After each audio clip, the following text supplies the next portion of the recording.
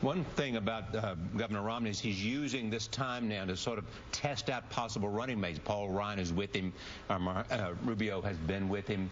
How do we know what this is about in terms of the immigration initiative making the chances of Rubio more likely? Well, I think it puts Rubio on the short list. I don't think there's any question about that. Now, speculation continues to run rampant over who Mitt Romney will select as his vice presidential nominee. And as you just heard, my next guest is among the top contenders. You're laughing. Joining me now in studio, the author of a brand new book. It's a great book. I just finished it last night. An American Son. It hits bookstores in the morning. Florida Senator Marco Rubio. Good to see you, Senator. Thank you. Tonight they can get it online. 1201. That's right. American Amazon. Son. That's right. Yeah. Congratulations. You actually deal with this issue in your book, not a VP, but the issue of immigration a lot. And you say that if the Hispanic community sees Republicans as wanting to kick people out or members of your family out, they're going to have a tough time with the Hispanic vote. But it seemed that you were suggesting that Democrats were portraying Republicans. Oh, absolutely. I mean, look, we have a significant illegal immigration problem in America. And by the way, we have the most generous immigration policies in the world. 1 million people a year come into the U.S. legally. No other country even comes close to that figure. But if you even suggest that you have an illegal immigration problem, we need to do something about it. If you're a Republican, oftentimes the left will label you as anti-immigrant. And, you know, this idea that this is a slam dunk issue, that it's easy, is just not true. You know, on the one hand, we do have a significant illegal immigration problem. It has to be confronted. It has to be solved. We cannot be the only country in the world that does not enforce its immigration laws. On the other hand, we have some very compelling human stories, like the case of these young people who have been here their whole life, who've grown up here, brought at a young age through no fault of their own. And it touches your heart to hear these stories. And trying to find a reasonable balance that honors both our legacy as a nation of immigrants and also a nation with a legacy as a nation of laws is not easy. Is this more about the constitutionality of what the president did Friday, or the debate of the substance of the issue? Well, both. I mean, the substance is an important debate to have, and as I said, it's got to be done right. I mean, if you do something that somehow encourages illegal immigration in the future, it's counterproductive. On the other hand, it feels weird to deport a valedictorian who's been here since they're 4 years old and have done well in school. So trying to find a balance there, that's important. What the president did by ignoring the Constitution, ignoring the Congress, makes it harder to find that balance, not to mention that it's offensive to the constitutional principles of our republic. Yeah, well, that was the substance of the question here. You don't feel what he did was constitutional because he basically said he's not going to enforce laws on the books. Well, and just think about what it means in terms of the short-term versus long-term. He's basically taking a very significant issue that needs to be solved in a long-term way that's measured, reasonable, and balanced, and decided by edict, by fiat, basically, to solve it in the short term, which happens to coincide with the November election.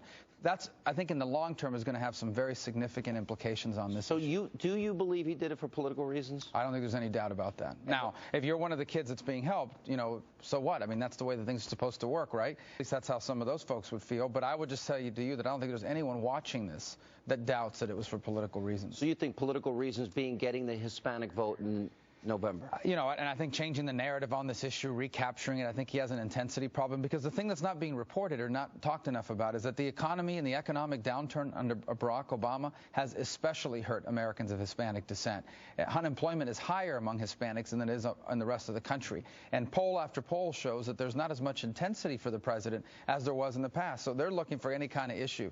But this is par for the course. I mean, they've done that every week. They come out with some other issue like this to try to divide Americans against each other for the purpose of getting him reelected. George Will said this weekend that Mitt Romney cannot win with about 32%, with less than 32% of the Hispanic American vote. Is he right?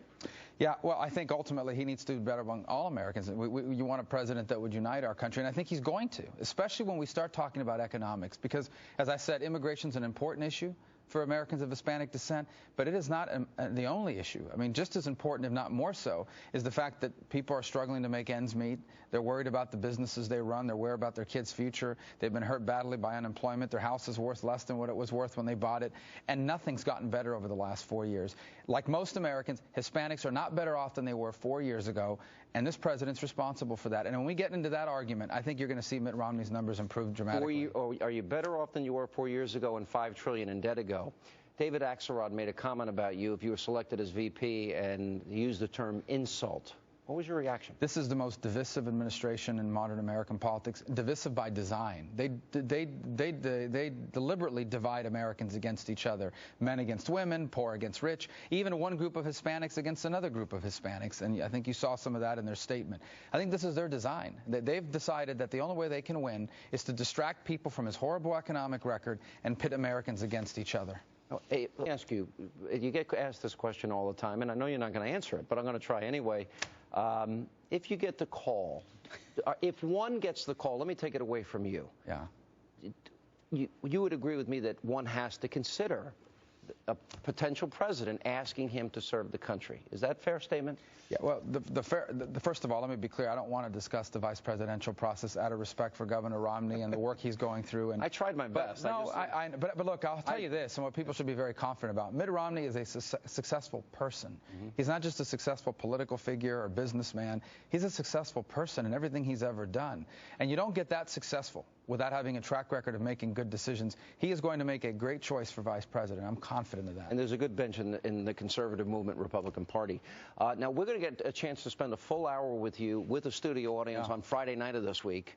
And your life story, I finished the book last night. It is amazing. American Son in bookstores, online now.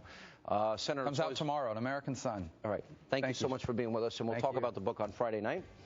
And coming up, author David Limbaugh, his New York Times bestseller. He's going to be back right here in studio.